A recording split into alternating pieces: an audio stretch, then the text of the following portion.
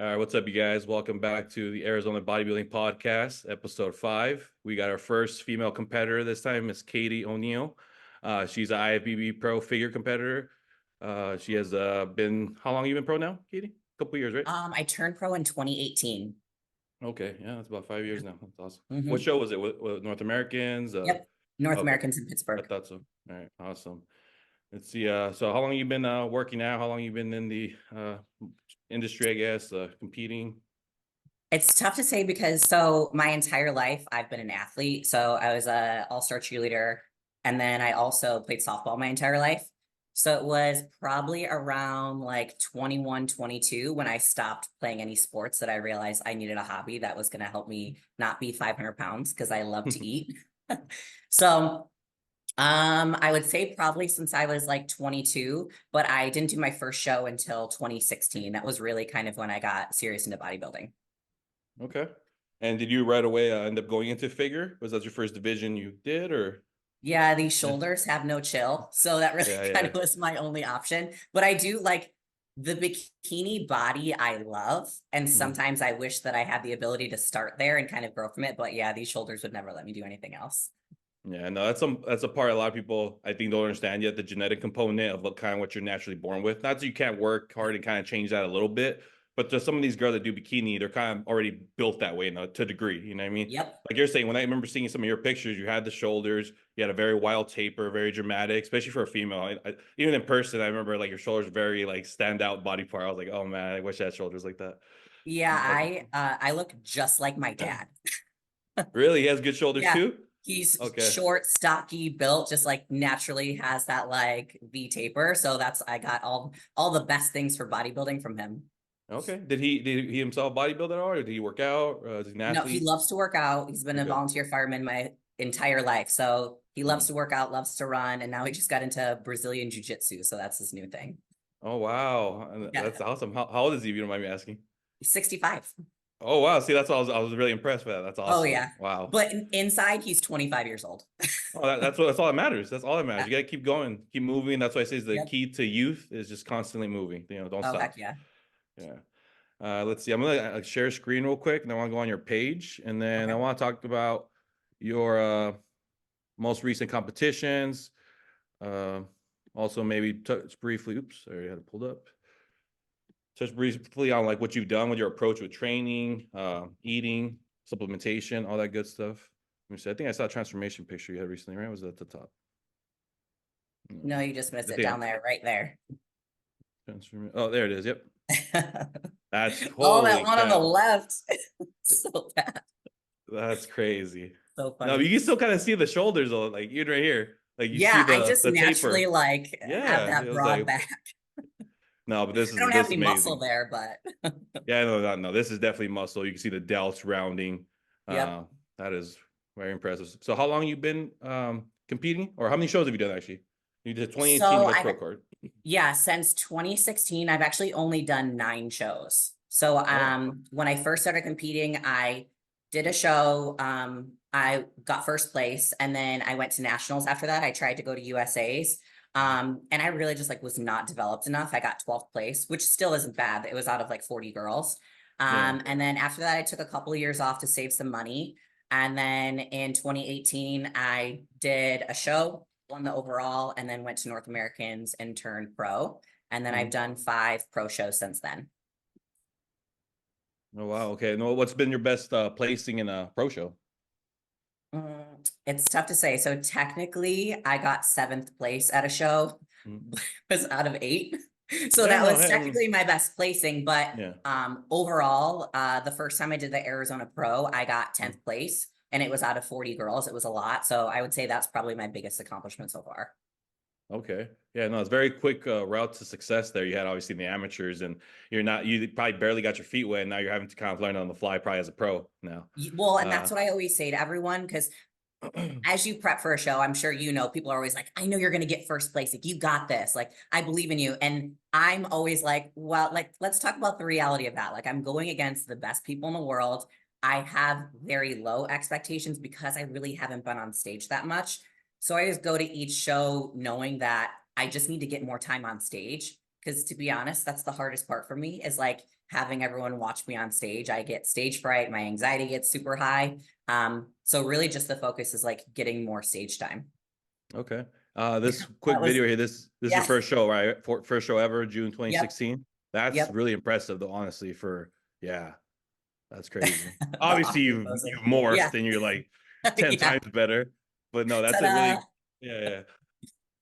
What and I see you work with let me see, your coach is the producer and then your trainer. Let's see, you work with Tommy. Okay, I know actually I Well, competed. I don't work with Tommy anymore. I Okay. gave Tommy my off season this year. So I worked with Tommy from uh right after actually I did the show in the second video. I until this year, well, this past Mhm. year, I had never done an intentional off season.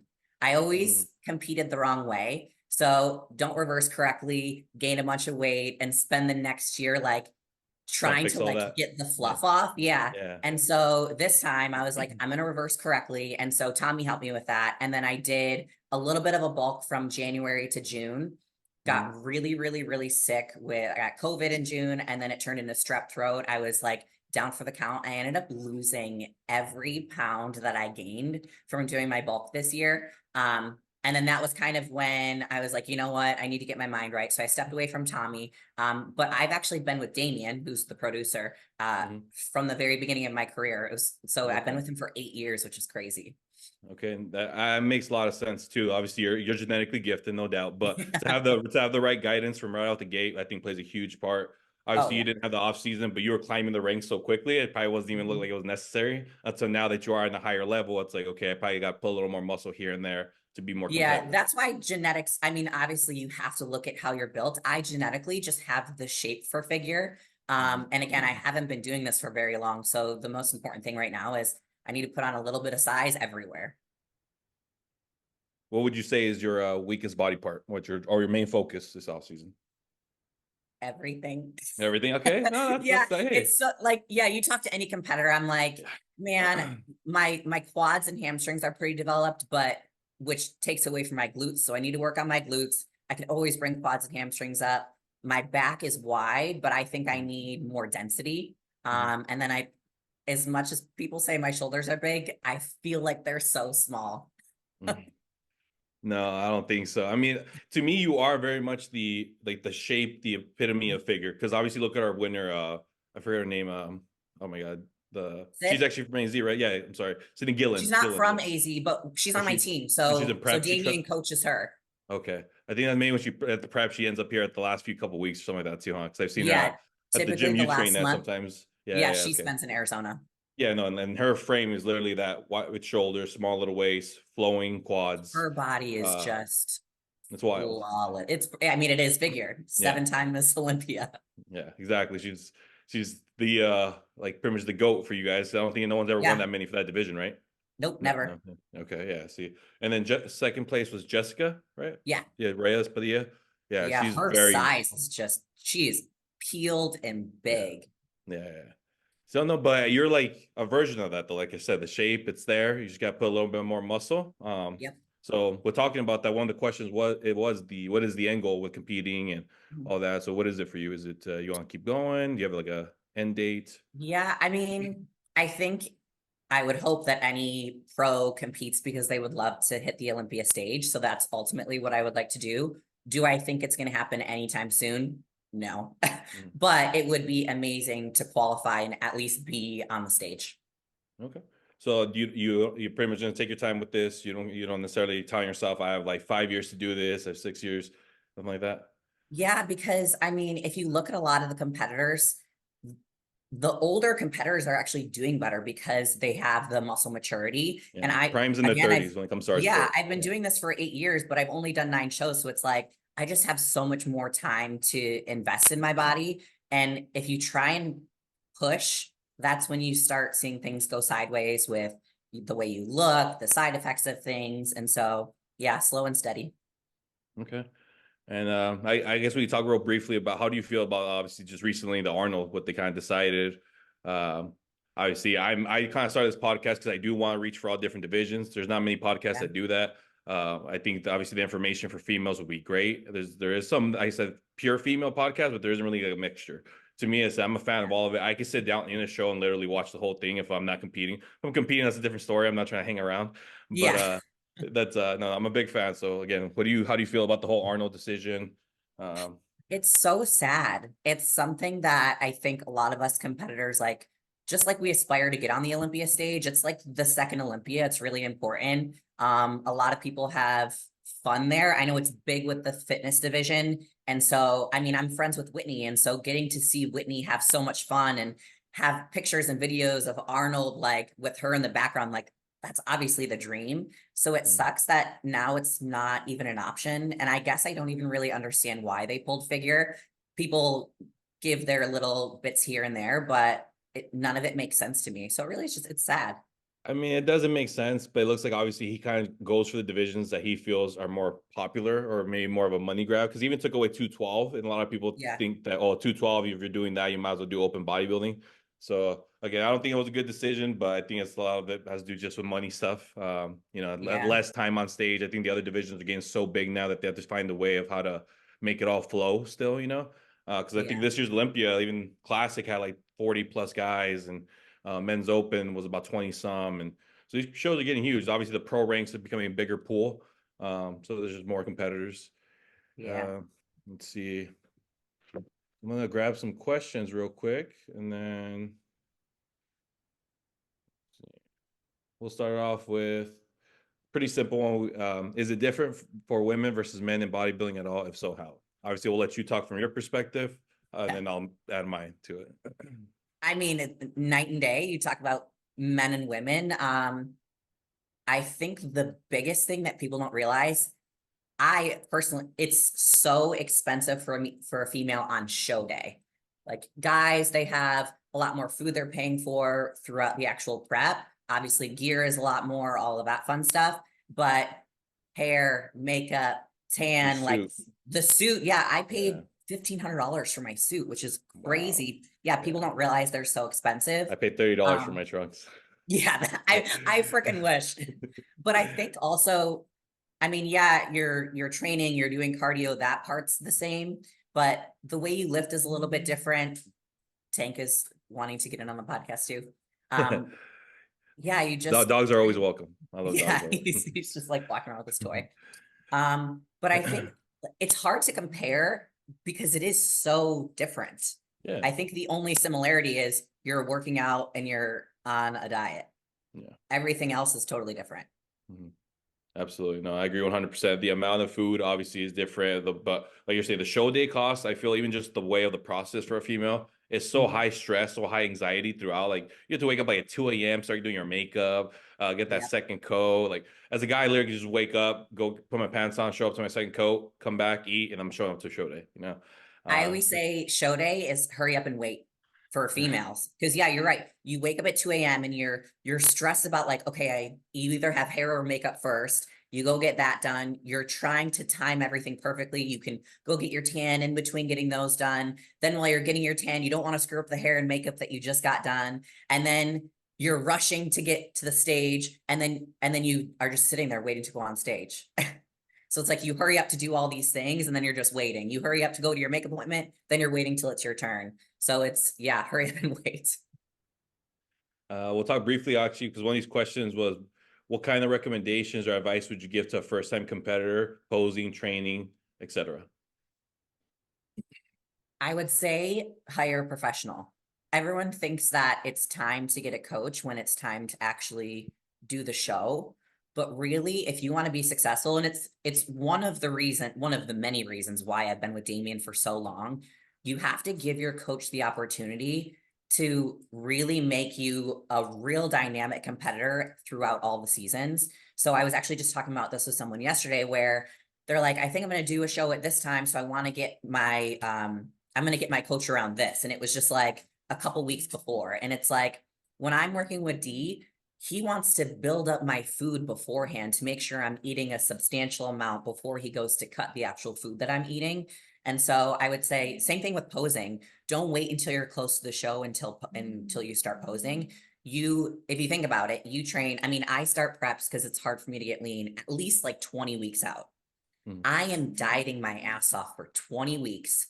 am I judged on all the work I put in on those 20 weeks? No, I'm judged on the 45 seconds to 3 minutes that I'm on stage. And in my first show, I walked backstage and I was petrified because the girls looked jacked. They looked so good. And I was like, shoot, should I even be here? But then later on, I looked back at all of the pictures and nobody practiced their posing. And I was able to outpose a lot of people because it was something that I had ingrained in my brain really early on, that you just really, really, really need to pour into your posing because that's literally the only thing that you're judged on.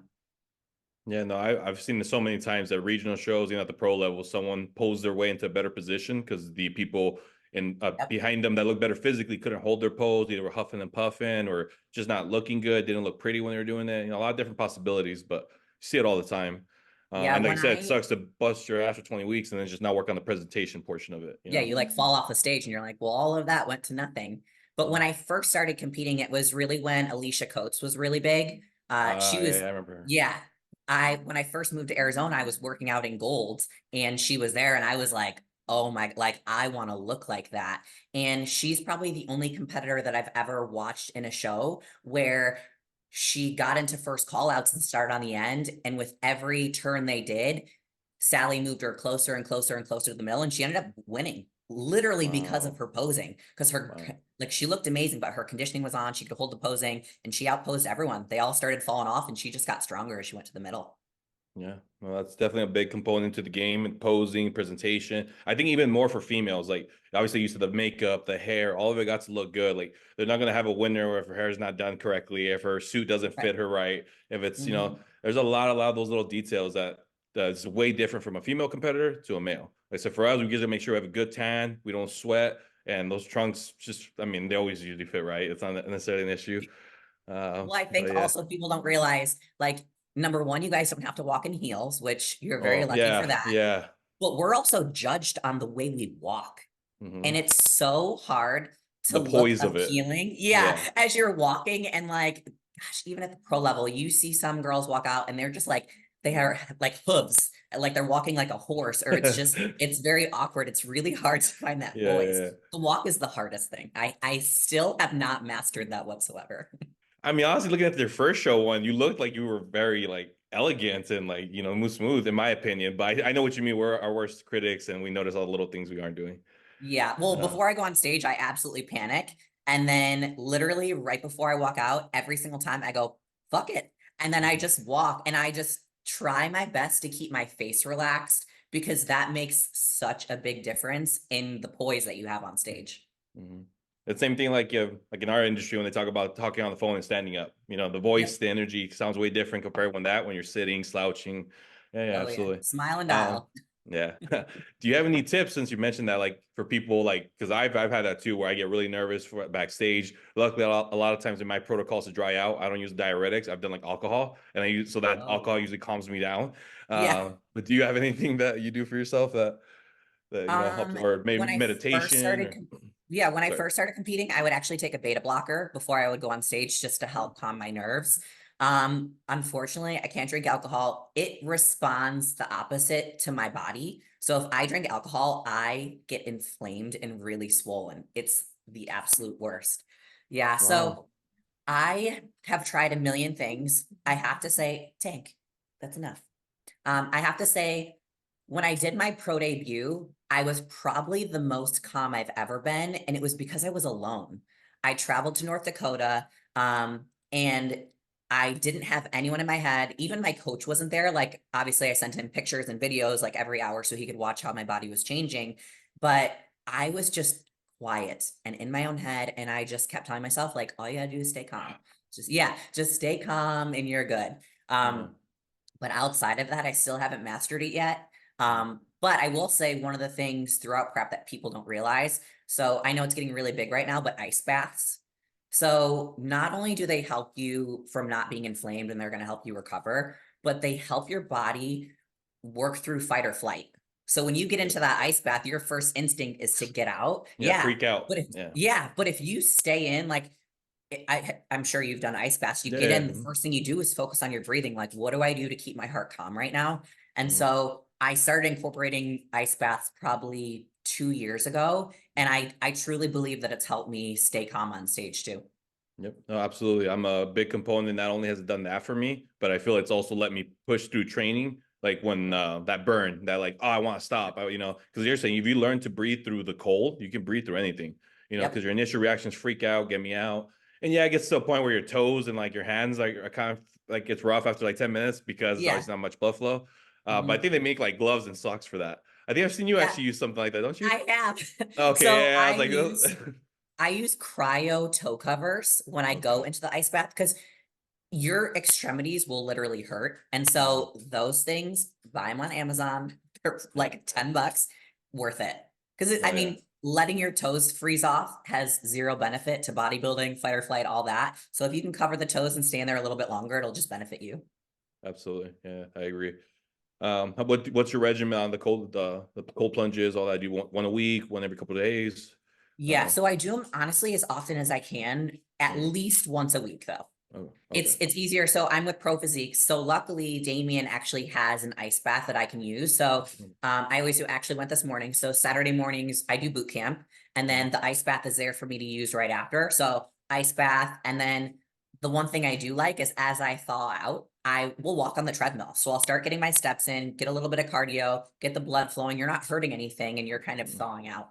Yeah, and then you have like that afterburn effect from the cold as well. I tell people you Oh burn yeah. so much calories. Like I'm always starving when I get out. Like it feels like I haven't eaten in hours. Like it's wild, and I'll eat Oh before I yeah. get there.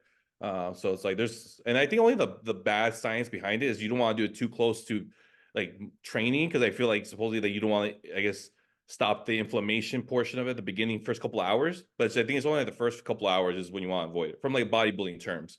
Well, yeah, I mean, But if you think about it, when you train, you're tearing your muscle down and you're pushing blood to that area. yeah, The last thing you want to do is stop the blood from rushing to that area because then it defeats what you're doing. You yeah, also don't want to constrict your muscles and have them like, if you think about it, before you work out, you warm up mm, because you're susceptible to tearing a muscle, getting hurt, anything like that. So, mm. yeah, I do it after I train. Okay. And actually, one of these questions too was like any tips for women on recovery? Is there anything else like any other modalities you do? I think I've seen you work with like deep tissue therapists, right? Oh yes. Okay, yeah. So I do regular deep tissues at Titan Wellness with Ryan. He's absolutely amazing. I also do so the cool thing about so I work for EOS. So the cool thing about EOS is we actually have in a lot of our locations what's called the tank, and we have stretch attendants that are in there. So I get Oh, stretched regularly, I get deep tissue massages, and then Rob Hilla, he's with Blood Sweat Body Work, and he has his own recovery and mhm. wellness business. So I actually see him for cupping, scraping. I even do some training sessions with him too because he has a PT background. Awesome. Heck yeah, that sounds like all the stuff I'm doing. So I Yeah. definitely would agree with all Yeah. that. I threw in yoga recently because I'm trying to get my mobility back because I'm obviously coming back from an injury and I'm noticing I'm a Yeah. little restricted. So Oh that's the yeah. I first do thing. have to say, my friend Rachel introduced me to hot yoga Mhm. and I absolutely loved it. I just don't have a place because I live in the West Valley. So there's nowhere around here that I can Yeah, actually go and do classes regularly. But hot yoga was a game changer for me because yeah. I'm also terrible at stretching. So Yeah. No, there's a place that actually I went to for a hot yoga class, and it was pretty good. It was the Foundry, I think. It's kind of like a okay. class thing. It's just I think they should offer kind of group classes and all that. And it's in the Yeah. West Valley because I'm in Tolleson as well. Well, you'll If have you to ever want, send it to me. Yeah, I want yeah, to for try sure, I it. got you. Yeah, yeah. And then funny enough, when you say you obviously work for EOS, one of the questions was as well, does she have any tips for gaining EOS sponsorships and moving up in the company? Okay, perfect. Well, first, I do have to correct you. It's not EOS, it's EOS. EOS, sorry, Yeah, EOS. it comes from Greek EOS. literature and it stands for the Greek goddess of like a new dawn or new beginnings, just so everyone knows, because everyone calls it EOS. Um, so EOS, they don't do sponsorships. So we have our own supplement brand. It's N2G. And so you can become an ambassador for them. You'd have to reach out to N2G directly, but they don't really have any sponsorships. And then what was the other question about how to move up in Uh, the company? at moment in the company, yeah. Because you obviously, what position did you start within, if you don't mind me asking? Is it? Yeah, so I actually, if I go back, so back in 2016 when I first did my first show, I Mhm. actually, so you and I obviously met at UFIT. I Mhm. actually had left UFIT to be a general manager for EOS. So in 2016, I was the GM over in Scottsdale. And then I left because I had an opportunity to run a personal training company. And with both of those positions, I kind of realized that sales wasn't really my thing. I wasn't Mhm. passionate about it. I was very good at it. Like I'm fit. I know how to talk about fitness. I love the gym. So it's You're a really walking easy to billboard. sell. Yeah. Yeah. But I really just didn't have the passion in it. So in 2018, I came back to EOS. So September 2018, I came back as a district manager. Maybe a year after that, I was promoted to senior district manager. And then after that, I was promoted. I'm the first ever regional vice president of operations for EOS. And now there's 6 of me in the company, one of us in each state. So um, it's been a lot of fun. Honestly, just work your ass off. That's all. Like we're growing so fast and there's so many Yes. opportunities. Mhm. If you show up and work, you will be rewarded for it. It's the Mhm. first company that I've ever worked for where I truly felt like my hard work was appreciated and I gained more because I worked so hard. So as long as you have a great work ethic and you're really talking about what you want and you're showing up every day, that's the most important thing. Yeah, no, I definitely agree with all that. And obviously, with a fast growing company, opportunities will be popping up left and right. You just Like have to be ready crazy. for it. And sometimes there's also an opportunity has you move away as well. Because you guys are growing Oh so yeah. fast. It's like, hey, uh, so let's see. Next one we'll cover a little bit is we actually touched base on the performance enhancing side being so different. Well, this question is saying, what's the worst side effect you've had from PEDs as a female? It's easy. My voice. Over and honestly, it's crazy because I have never taken a lot of PEDs ever. Mm. That's the one thing that I really appreciate is the fact that I have mildly done a little bit to really enhance what I like the hard work I was actually doing. Mm. But the first time I ever tried PEDs, I was not working with a coach. I was not talking to anybody about it. I was married at the time. So it's like my ex-husband at the time really was doing a lot of gear and it was something that I wanted to try because I obviously wanted to see the benefits of it. Mm. So when I first actually tried, that was when I did stuff that I shouldn't have done. And then my voice immediately changed. Mm. And the worst is like, talking to people you haven't heard from in a long time. And they're like, one, are you sick? Or two, I've had people just be like, what happened to your voice? And I'm like, don't bring it up. But yeah, Yeah, I'd have to no, yeah. say probably the worst part. No, it's obviously it's in our sport. It's in many sports. I just think for us because it's such a cosmetic thing, we see it. It's it pops out. It's more notice. It's more known in our industry, and that's how people. There's a safer way of doing things. There's a smarter way. Sometimes you can't avoid side effects regardless. Like Yep. I feel like kind of what you're saying. I've always been smart overall with my usage, and I had to go get a hair transplant because my hairline was pulling a LeBron on me. And that's just a side Oh yeah. effect. Also, it's a genetic component. Are you prone to something? Are you it's like so you got to take some risk, but make sure, like you said, hire a professional right out the gate to minimize those risks and go in the good route. But what I will say for you is obviously, I think it's very important that we kind of share that information so women also know that, it's a possibility of things happening. I feel a lot of that stuff's not always talked about, because Oh it yeah. And does suck, but I think if someone is competing is interested in using PEDs, like not only should you seek professional help to understand, do your own research. I wish that I had researched more, and luckily I didn't. Like, yeah, I made decisions that changed my voice a little bit, but ultimately I didn't do anything crazy. And so I think it's really important to do your own research, understand what you're putting in your body. And I do think once you get to that point, you have to understand there is like a 99% chance you're going to have some type of side effect, whether it be your voice. I mean, you could just have little sprouts of hair that grow different places that you're not used to. And so it's just knowing that, like, once you've done your research and you're confident and you understand and are okay with the risks in that, then go ahead and do it. But make sure you do your research first. absolutely. Let's see. Biggest challenge as a female competitor coming up as NPC and now becoming a pro.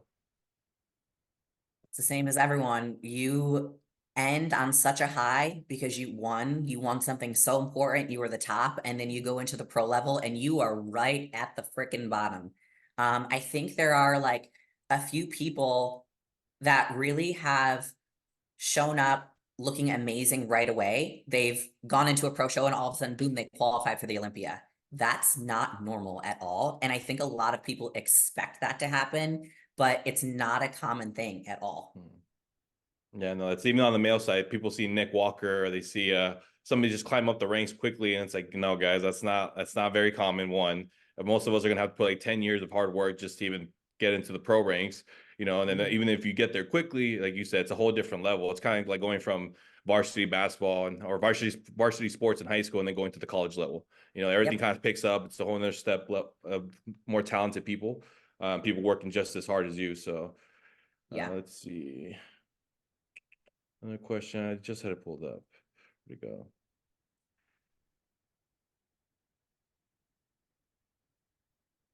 Oh, I guess tips on being natural versus unnatural. What would you say are pros and cons to each?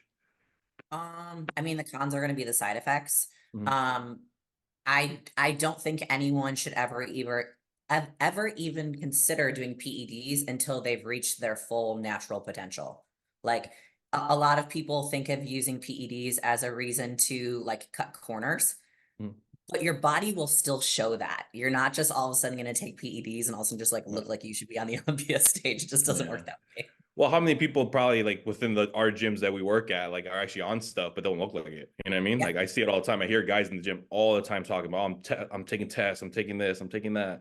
And it's like, holy Mhm. crap, really? Because they're not putting the rest of the work in. They don't realize you Right. still got to eat, train, all Yeah. that. How long did you yourself personally wait till you kind of crossed over to the dark side, or however you want to call it? Well, I did before I actually ever ended up competing. I Mhm. want to say I was probably 21, Mhm. maybe. How long were you Yeah. training trying like just working out even? I know a couple of Probably like 1 or years. 2 years Yeah. really like training hard and Yeah. serious. I do wish that I waited a couple more years, but I mean, hey. Yeah, no, I'm in the same boat too. I only worked. I thought I worked out for 5 years, but it was never actually following a meal plan, training on this regimen. It's just Mhm. kind of like back then. Jersey Shore was popular, so gym tan laundry. Oh It's yeah. just like kind of getting the pump type deal. And then Mhm. I like wanted to compete, and then I did my first cycle. That like so mine's Yeah. kind of went hand to hand too. But I also my even the information back then that I had, I kind of found out enough that I needed to know. And I feel like Mhm. there's so much more info nowadays as you can literally Google stuff, watch videos of either like a professional or a doctor even explain things how it works. So I think it's all out there to do it a lot smarter and more effective. Yeah. I think that's all I got for questions. Like I said, a bunch of these other ones are some dumb ones asking or saying that you're hot and this and that. But Thank you. let's No, see. I don't have an OnlyFans. I Yeah, appreciate the no. support. How often do you get that asked on your Instagram? So I used to do those anonymous questions every single weekend because Hmm. people would ask ridiculous things and it was really funny for a long time.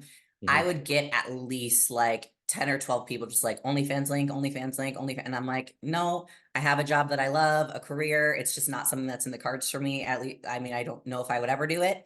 No knock on anybody that does it. Yeah. It's just I chose a different career path. But I used to get a lot of people on those anonymous questions asking.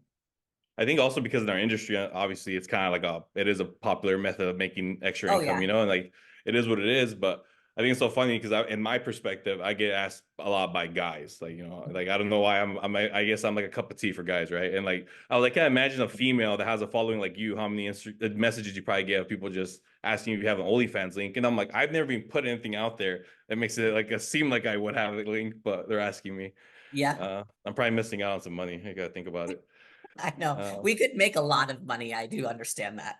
yeah, yeah, yeah. But it's like it is a full I think that's what a lot of people don't realize is people that do OnlyFans put in work. It's not just like you take a couple pictures and you make a bunch of money. Like you have to consistently be taking pictures and putting out content that's interesting to people. It's just wild. So yeah, Yeah, I I was mean like, I do I was gonna have to tease you real quick. I was like, yeah, I was with my like, some of photo these pics. shoots.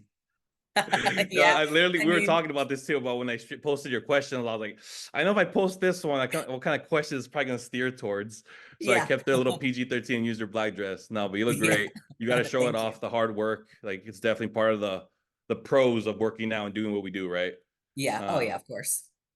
Let's see. Any, I guess, last words of advice, any wisdom from a pro competitor to people coming up or just in general? I Like, don't think so. It's so no? funny that people, like you say, like a pro combat, like I just feel like I'm a normal person. Yeah, but So yeah.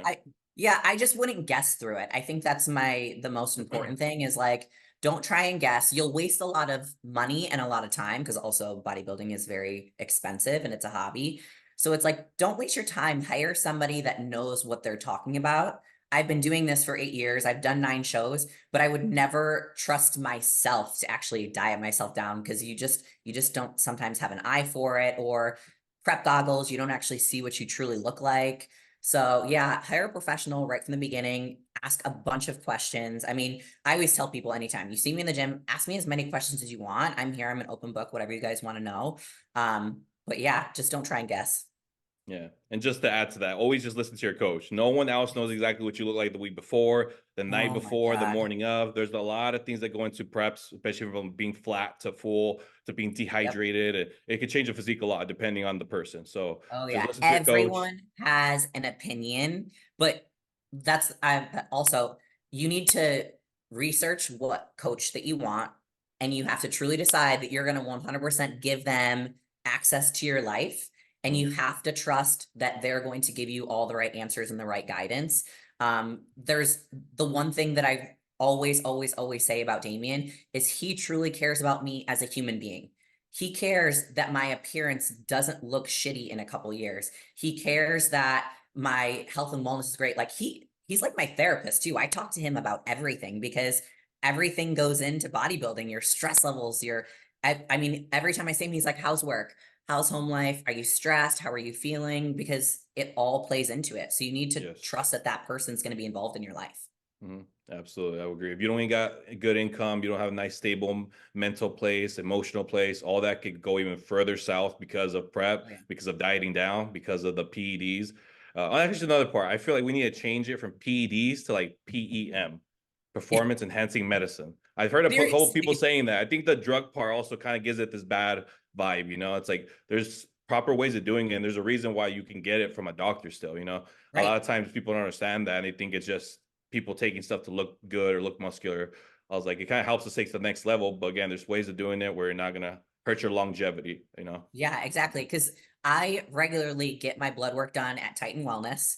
Mhm. They also do my TRT. They prescribe everything to me. So one, it's legal, and two, you have somebody monitoring your blood work because there are a lot of things that go into it, and you need a professional to be able to look at this, going, "Hey, you're doing this. You're doing it the right way. Let's continue on this path." Or you're able to have somebody say, "Hey, no, we need to stop doing this. We need to try this."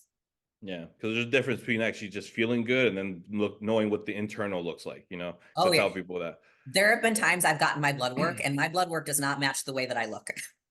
I think Yeah, it's I agree important with you. Ditto. also for people to know competing's not healthy.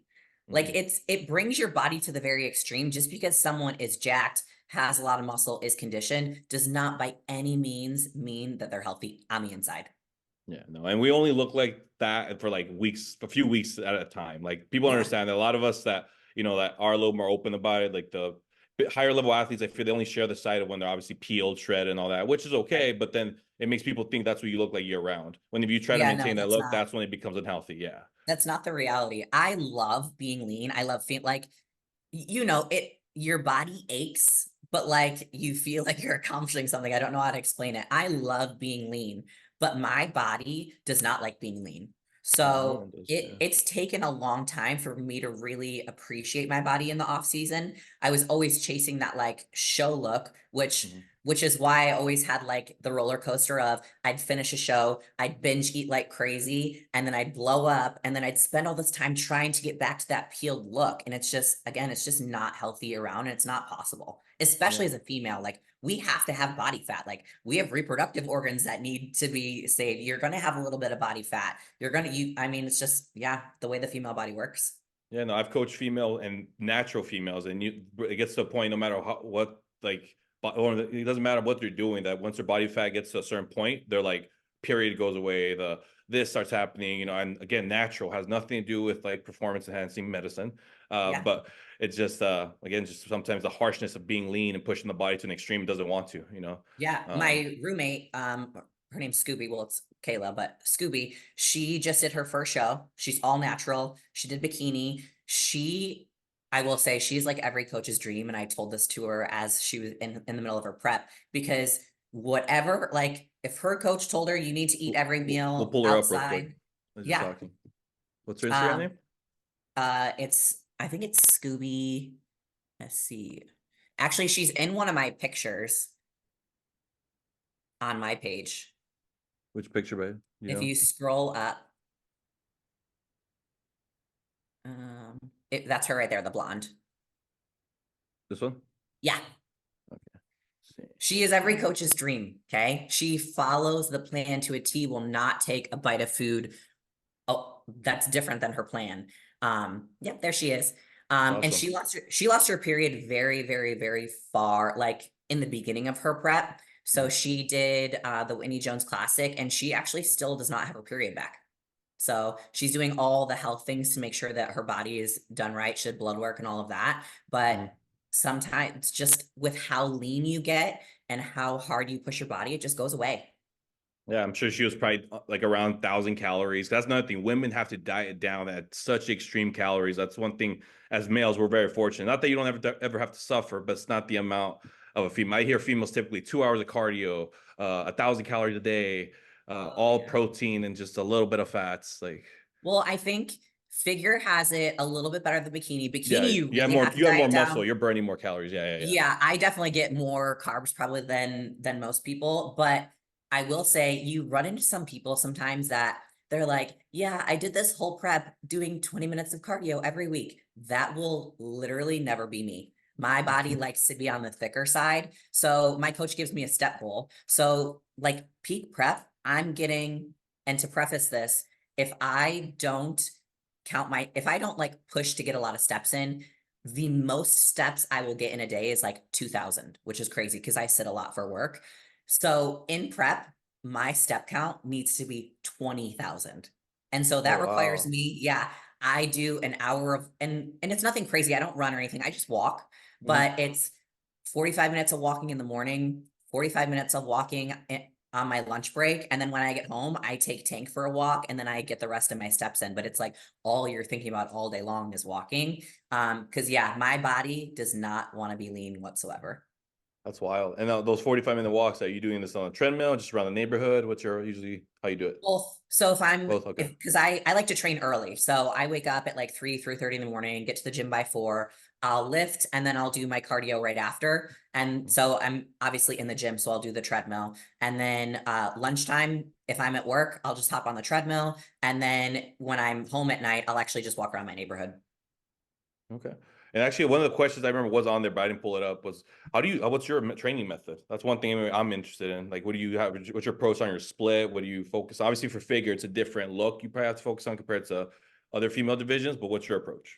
Yeah, so I split my workout. So I just literally back, shoulders, legs, and I'll just keep doing that cycle because obviously the V taper in the back is super important. They're looking at development in your shoulders and then your overall legs. I think the only thing that I really switch up is I'll do one glute focused workout, like glutes and hamstrings, and then one quad focused leg day. But I really just keep that cycle going. Okay. And that's been and has that changed at all? I'm sure since you started, but you focus on other things a little bit more? And I'm sure now that you have stronger body parts, you have to change it up. Yeah, I mean, I've always kind of done that. The only time I really did something different was when I was working with Tommy. He was the first trainer that I ever worked with that actually prescribed me specific workouts. And so when I worked with Tommy, my workouts were definitely a little bit different. But it's always kind of been the same split. Okay. And do you focus on a lot more just volume, high reps? Do you focus on progressive overload, a mixture of all of it? Yeah, I do a mix. So Okay. once I've done something consistently for at least like 3 months, then obviously you want to switch it up, keep your body guessing. So I do a little bit of everything. Okay. Give me a quick rundown of a typical shoulder day, just because obviously your shoulders are so impressive. I gotta hear this. So yeah, so Hold on, I let me write just this make down real quick. Hold sure on. I hit all 3 heads of my shoulders. I typically try and start with rear delts because they're the hardest to hit and really engage. So I'll do rear delt flies, face pulls, things like that. And then really just usually when I do shoulders, it's more of a circuit style training. So some type of military press, front raises, I'll use plates, I'll use dumbbells, I'll switch to like a Smith machine. So really just focus on hitting every part of the head of your shoulder. And the circuit style for me is like, I'll hit my front delts and then I'm not required to rest at that point if I then want to hit my rear delts because I'm giving my front delts a break. So I try and do it that way. Okay. That's crazy to think that your shoulders are that developed and like you probably don't focus on any type of progressive overload on shoulders, right? Like having to like Yeah, not too that. much. Oh wow. Well, Okay. and people always laugh at me. So I look a lot stronger than I am. Don't get me wrong. I can lift more than a lot of the girls in a regular gym, but if I'm working out with my good friends who are also pros, I lift maybe 3/4 of what they lift. I look strong. I'm not actually Hey, strong. wait, or bodybuilders, right? We're not power Yeah. lifters. We're supposed to Yeah. feel and This is engage the purely muscle. for aesthetics. No, yeah, no. I tell people the best progress I made was over in the last 2 years, and it went back from me trying to focus on weight and make it impressive to feeling the muscle, pausing, contracting, keeping the tension where it's supposed to be throughout the whole time. Yep. It takes you have to take your ego out of it because it does sometimes suck. Like, yeah, I see guys next to me deadlifting way more than me, and it's like I could deadlift that, but I'm probably going to make other muscle groups work. That kind of takes it away from what I'm trying to Yeah. focus on. Well, and I think Um, regardless of how much weight I'm using, I could get a crazy shoulder pump with 5 pounds, but I could also do it with heavier weight. It all just depends on like your movements, the control. Like that's really the most important thing, that mind muscle connection. I think I was lacking that a lot when I was an amateur because I didn't really understand. But once you actually get that muscle developed and you truly like feel how to engage it, the most important thing is like your form and that mind muscle connection. Absolutely. What would you say is your like go-to leg movement, primary movement? Because you also have really good legs. What do you do? Squat a Thank lot? Do you. you leg press? Do you lunge? What's your No, first? so I have a really bad lower back. So I Mm, cannot squat. And it's actually why I work with Rob so much. Because he does my body work. And then right after we do body work, we will always do a leg session together because he has that PT background. mhm. I want to say, hmm, probably Bulgarians. Okay, yeah, that's a They're very good the one. worst, but they're so good for leg development. Yeah, no, it kills your legs, and like you're saying, takes your back right out of it. So like you Yep. ain't got to worry about it. What is it? Your low back is like a sciatic thing, do you know, or have you? No, I Like, was in a couple car accidents. And so I oh, okay, think okay, okay. just building on that, and I want to say maybe it's been like 5 or 6 years now. I got rear-ended on the 101 and my car was totaled. Yeah. So Mm, I've had a nerve ablation. So I've gotten cortisone injections in my back. That really didn't help too much. And then after that, I actually did a twilight sedation and did a nerve ablation in my back. That helped for a really long time. I felt immediately great, but unfortunately, it's a band-aid and your nerves grow back. So now I just try and make sure if I stretch consistently and I'm very conscious of like not rushing my leg movements, typically I can really be okay. But some days, like I did a glute focus workout yesterday and my back is just roasted today. mm. So it's just making sure like icing, stretching, all that fun stuff. Yeah. It sounds like you're on top of everything. I was just curious because I have a sciatic low back issue. Now, it doesn't really stop me. It's occasionally will flare up, and I have to do things like you're saying, be a little more cautious. Luckily, I have people around me that have the newbie machine. I think you've been exposed to that too, right? Yeah, Yep, that they thing's have like them at Titan magical. Wellness. Yeah, that Honestly, thing's. Ty at Titan Wellness has saved my life with that Mhm, because I don't have sciatic, but I did have a time where I just have this bulging disc in my back.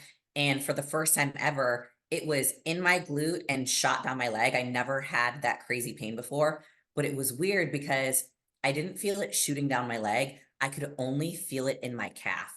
It was my left calf was at a Charlie horse 24 hours a day. Like, wow. oh, it was Mm, literally the worst. And I kept like massaging my calf, massaging my feet, like, why is this not working? And then I went to the chiropractor, which I also do regularly. And he's like, yeah, no, it's coming from your lower back. Like it's coming from your lower back, going to your glutes and shooting down into your calf. So that was really hard to deal with. And it's a mind fuck because you're like, I know that my lower back is causing this, but my calf freaking hurts. yeah. No, I Yeah. actually have seen bodybuilders that happens to them. They end up from squatting so much or just overall weight bearing. They end up kind of cutting those nerves and like it doesn't flow as well. So their calves, you'll see, they'll just disappear. And then they'll Yep. train them, they'll do whatever they can, but because that signal is blocking it, they don't have Oh, that yeah. contraction. Probably kind of like what you're saying. Obviously, you corrected it, but some Yeah. people I think kind of just keep pushing, they don't correct it, and then that's when the muscle could obviously just disappear. Yeah, and with my back issues, my chiropractor told me like, do not do leg press. He said it's the most common machine that really, because as your legs bend, you get that butt wink, and that's what will destroy your lower back. So he's like, I'm gonna tell you, Katie, like, do not do leg press. You knew anything else, it's just that movement. You just have to be so careful with it.